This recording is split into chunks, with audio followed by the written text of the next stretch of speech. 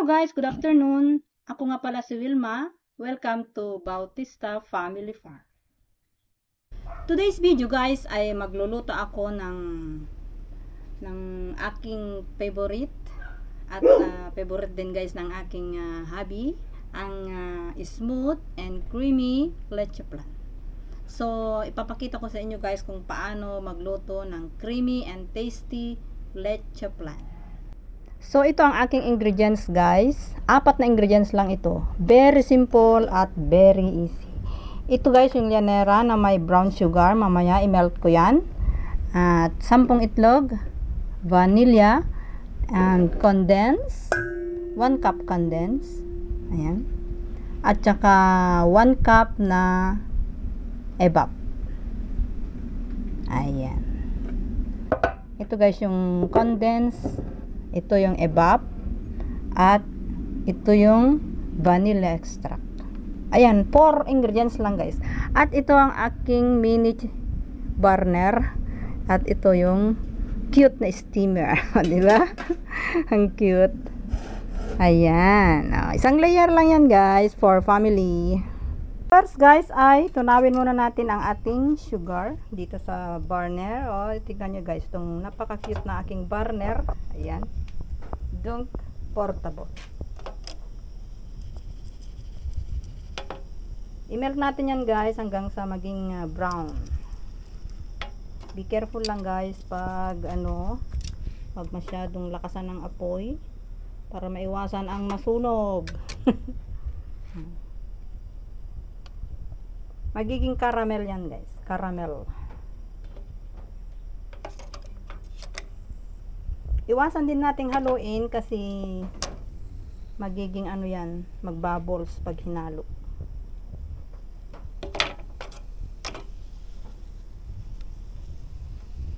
Ayan. Creamy na siya guys. Caramel. Hindi ko masyado ginalagyan ng sugar kasi iwasan ang sweet. Kasi sa edad natin is tayo ng sugar sa ating katawan. So, continuous lang guys hanggang sa mag-brown silang. So, ayan na guys, nakaramelize na yung sugar. At iset aside natin ito. Yan. Yan muna yan. Hanggang sa tumigas. Yan. Next is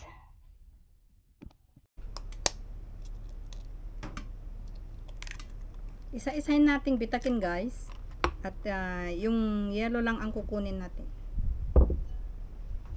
Ayan. Para maiwasan yung egg yolk lang ang gagamitin kong leche flan.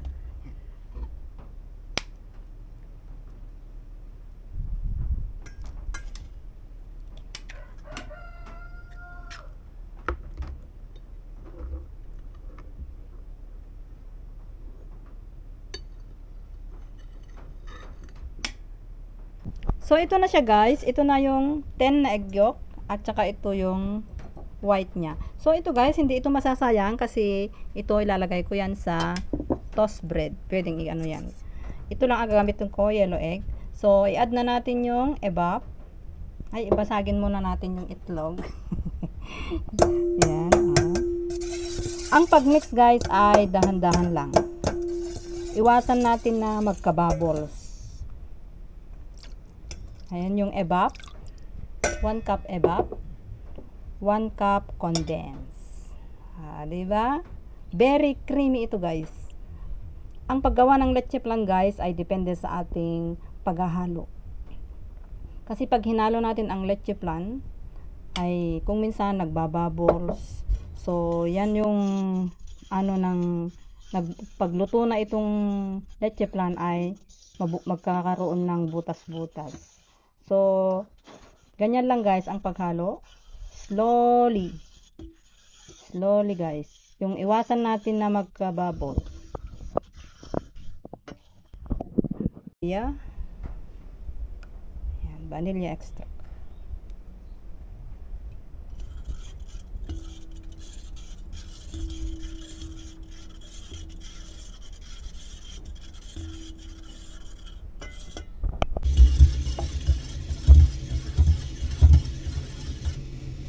Ayan guys, na-mix na. Makikita nyo guys, walang bubbles. So, i-drain na natin.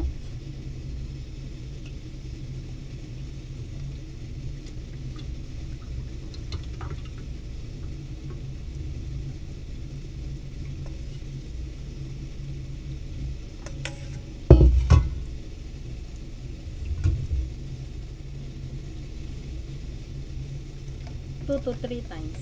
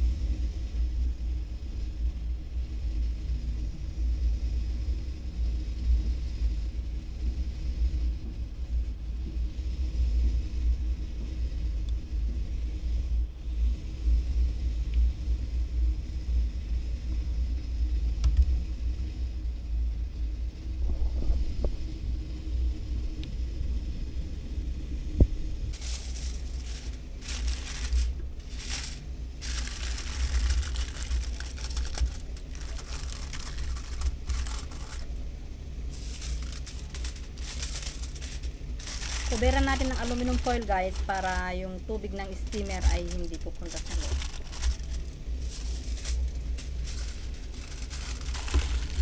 Ayan. So ready na sa steam.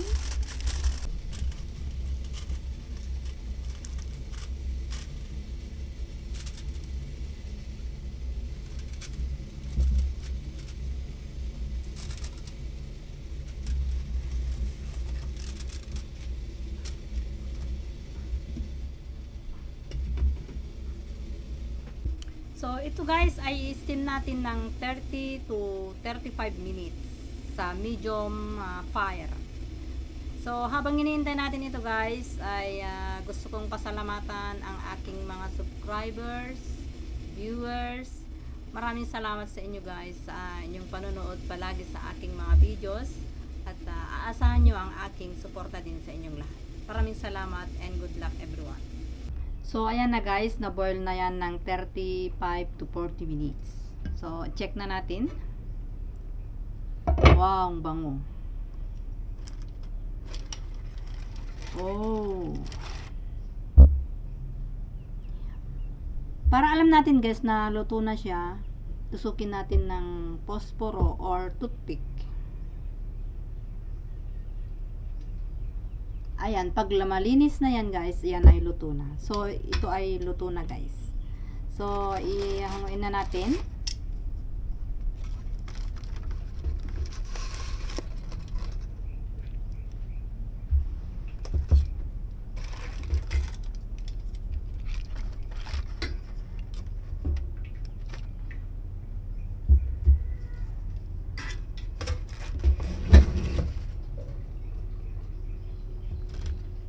Ayan, so iset aside natin guys yan hanggang sa lumamig.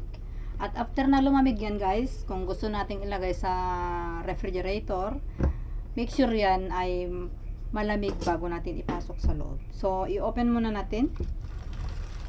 Ganyan hanggang sa lumamig siya.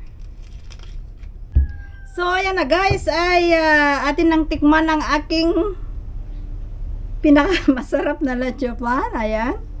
So, ganito guys. Ayan. Lumamig na siya. So, pwede nang itaob. Ayan.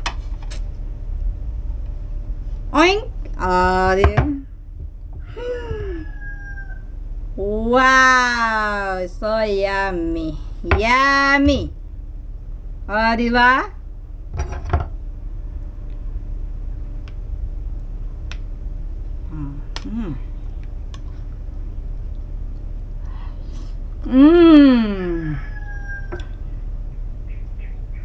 Ang sarap guys.